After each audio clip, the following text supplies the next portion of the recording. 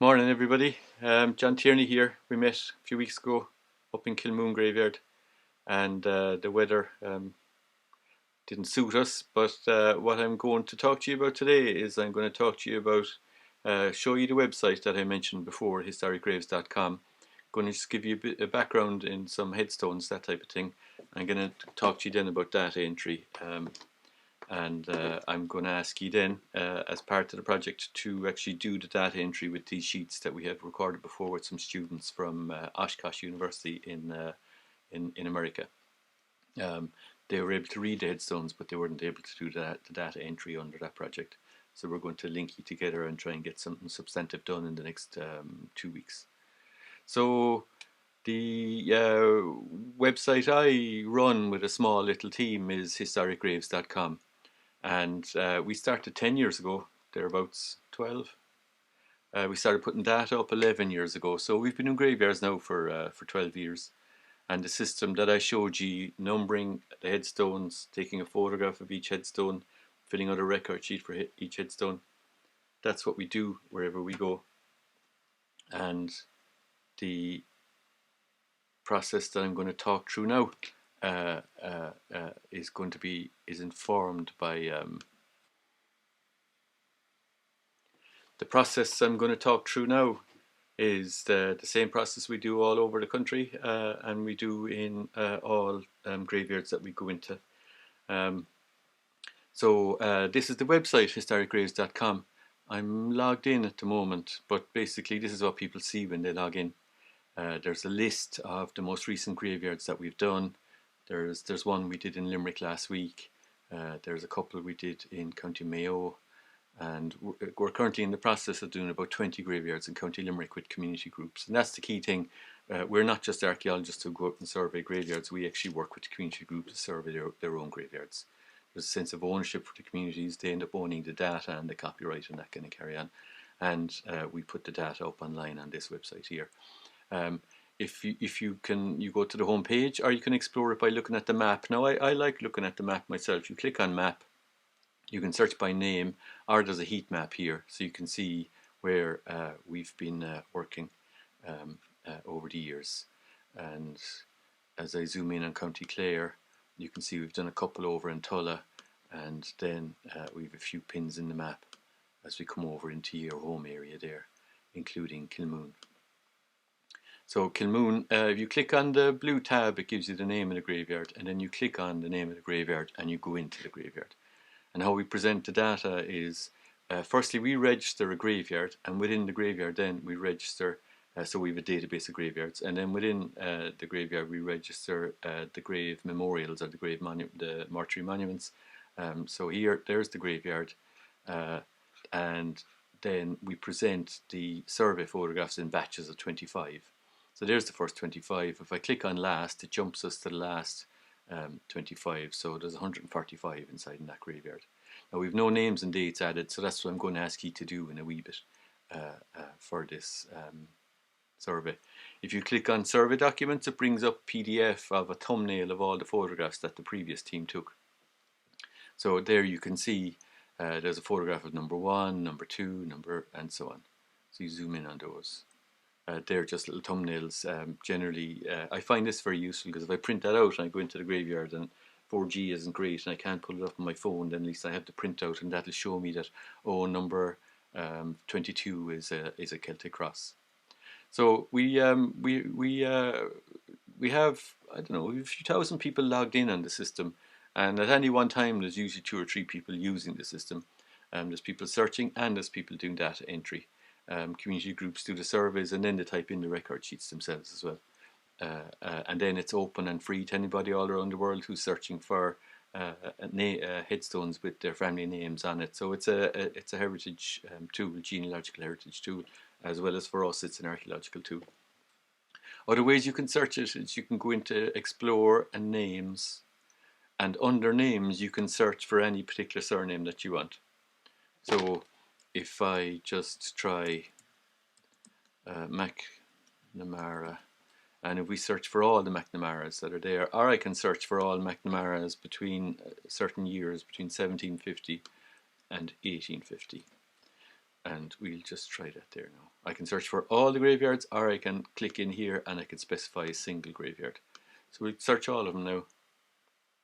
So what happens is the community groups all do their own wee graveyards, but then a huge amount of data accrues as a result. So we have 30 McNamaras in the system. Tulla, Limerick, as I scroll down through them there, Roscommon. So it's a tool for studying people and families, really. In a way, as an archaeologist, I think we're kind of doing an archaeology of, I think we're doing an archaeology of families. And by the time we're finished doing all the graveyards in Year area, then people will be able to search, let's say, 15, 20 graveyards in your broader part of County Clare, whether they're Catholic, Protestant, no religion, just if they're buried in the graveyard and they have a memorial stone, then they'll be in our system. Because we don't care whether you had 1,000 acres or no acres at all. If you had a stone side in the graveyard, then in our surveys you get recorded. So you can search by name, you can search by graveyard and projects. I'll come to projects later. Yeah, our surveys here will be part of a separate project. So that's what the website looks like. What I'm going to do now is just, and sorry, that's what the website looks like, and that's what people will find. Like if you do a Google search for McNamara headstone, let's say Tulla,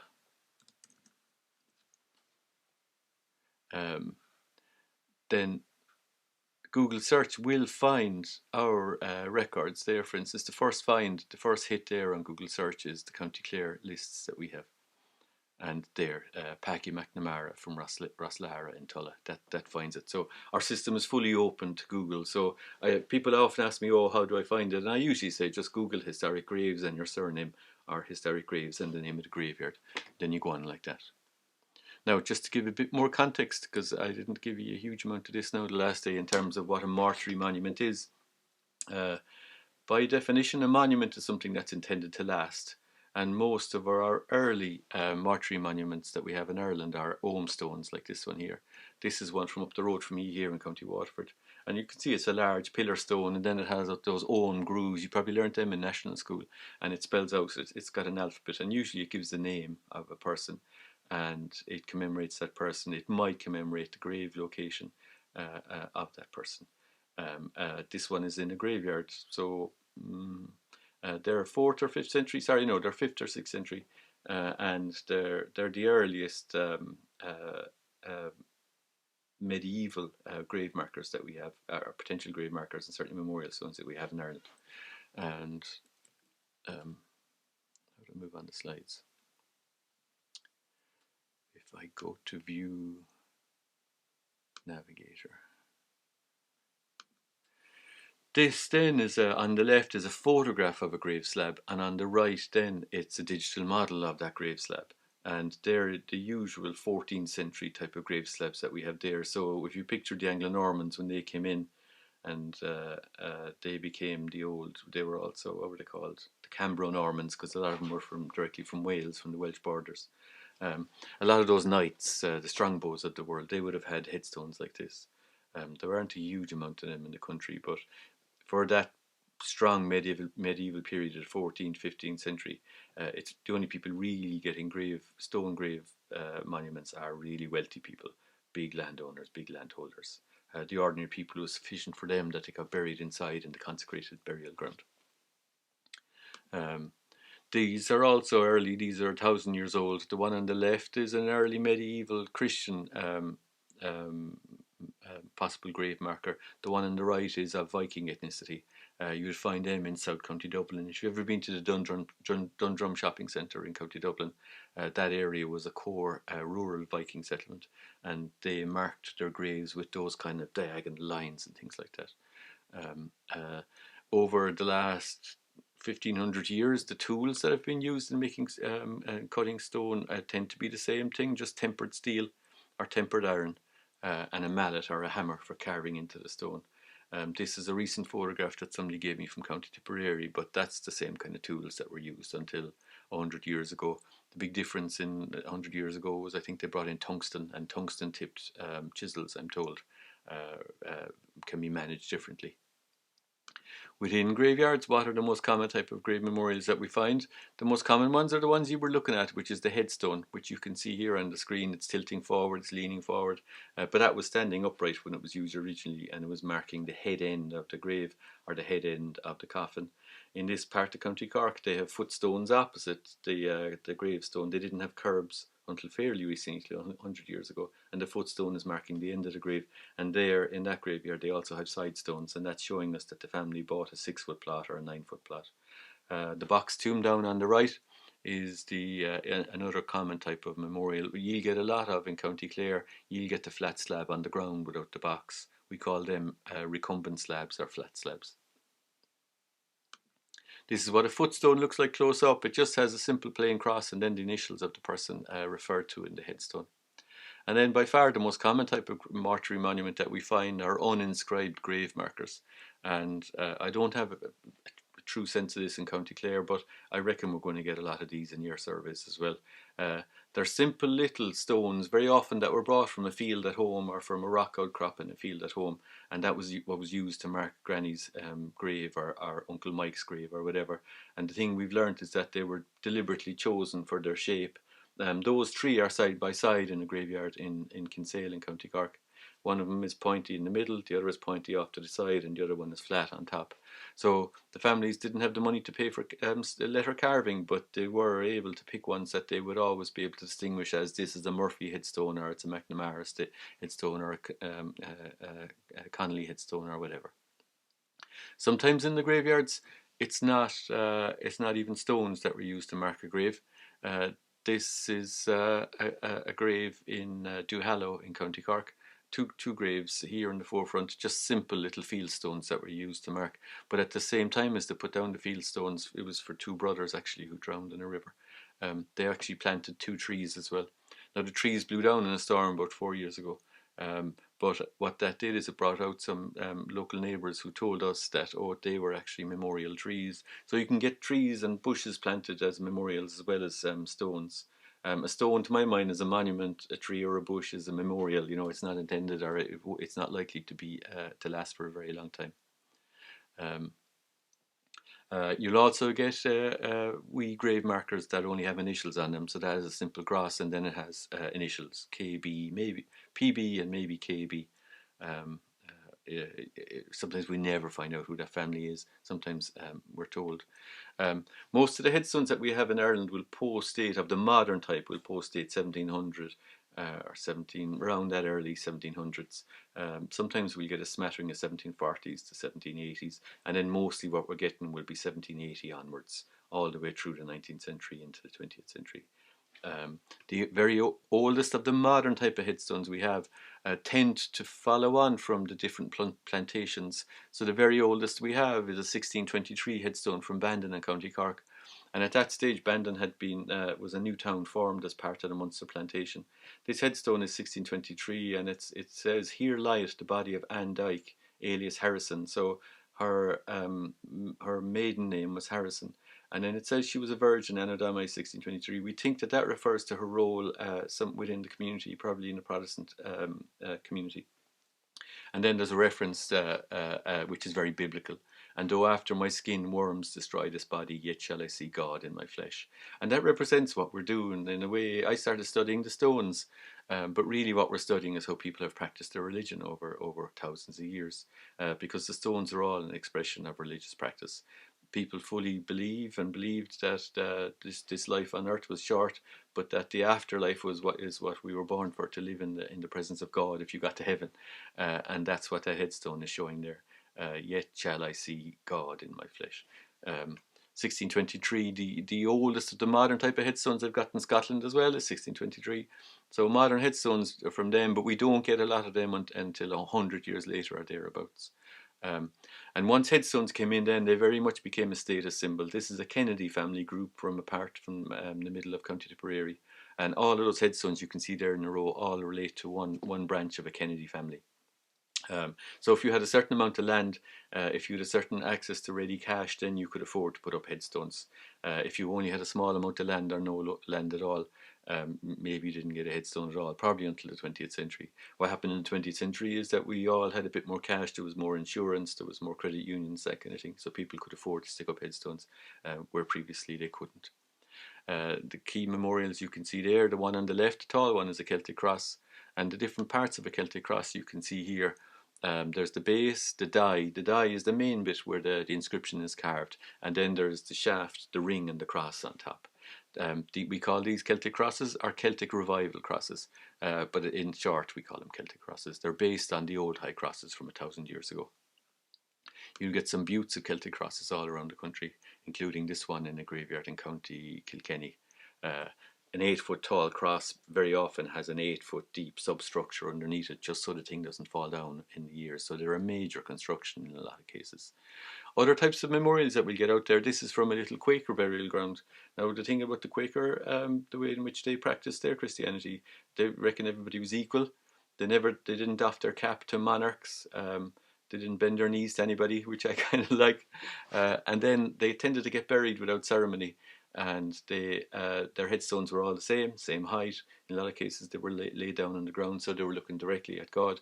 The relationship was directly between the individual and God, and you're seeing that manifest in these. Very often in the Quaker burial grounds, husband and wife they don't share a grave. They're buried in alongside one another. And that represents maybe the size of their population as well, that they were able to get an extra bit of space because they were tended to be a small population within the country. Other types of grave monuments that you'll find, this is a concrete block that had some mortar put on it, and then the family just scraped out their surname. So Mix is a surname in West Limerick, and that's where that headstone is from. So you can have a simple concrete block on a grave, and that's sufficient to be a grave marker too. We'll give that a number, and we'll fill out a record sheet for it. These two gents found a timber grave marker. Now, this is in near a shipyard in Cork Harbour. So I think what happened there was somebody in the family was a shipwright, and they were used to working with timber, or a carpenter, and they made they carpented a timber grave marker then as well. You'd also get wooden or timber crosses related to the First World War. We believe these are from Youghal in County Cork. We believe these were brought up from France, that they were actually originally on grave marker or marking graves in the battlefields in France, and then they were subsequently brought home by the families as a memorial. Lots of parts of the country where they have a strong tradition of blacksmiths. The blacksmiths would have made iron crosses for their neighbours as well as a service. There would have been a tin plate in the middle of that they would have pressed the name and the dates on. They very often don't survive, but I love to get the iron crosses in the graveyard as well. And then we'll also get very complex iron railings and things like that. So you can see there that there's a lot going on with different memorials and monuments in the graveyards. But I'm not going to go on too long on that now. What I'm going to do instead is I'm going to go into the data entry. So what I'm going to do now is I'll go back to the home page, and this is what people see when they come in. If they're looking for a particular graveyard, then my preference is always click on map and then zoom in on the map into the area that you know where you are. So if I tap in there, keep tapping in County Clare. Look, what's that? That's Novel. Some of you are probably from the Novel area. Might be pronouncing it different, but there's Kilmoon now. So we've two ways of doing data entry. We can do data entry live on the website, or we can use Google Forms. Now what's happened is I've sent a Google Forms invite to the teachers. So I'm going to ask you to do data entry using Google Forms, and I'm going to give an example of how to do that now as part of this video. So just bide a moment there now. Okay, so I'm back, and what I'm going to do is we have this batch of forms here. We used a particular type of sheet on this survey with 3 monuments on the front and 3 on the back, and they're numbered 1, 2, 3. So I'll scan these and I'll send these on to the teachers. And what'll happen then is they'll divide these up to you in pairs or whatever, and you can type in the information in the manner that I'm going to show now. Hopefully this is showing my Gmail now. So this is the link that I've just received for filling in this data, and this is what you'll see. So what you do is you click on fill out form, and it takes you then straight in to the account. So in this case, the number. So memorial number 1. So I just put in number 1, and then you go down to surname. So the first surname here is McNamara, McNamara. Hit tab to jump down to first name, Simon. And then all we want is first name, surname, first name, and then year of death. And Simon is 1909. 1909. Okay. And then all you do is you click on submit. Okay, it says, do you want to edit your response? No, I'm happy with that. Do you want to submit another response? Yes, please. You click on that. Now we're on to number 2. Hit 2. Surname for number 2 is John McNamara. Okay, so again, McNamara, John, and then year of death,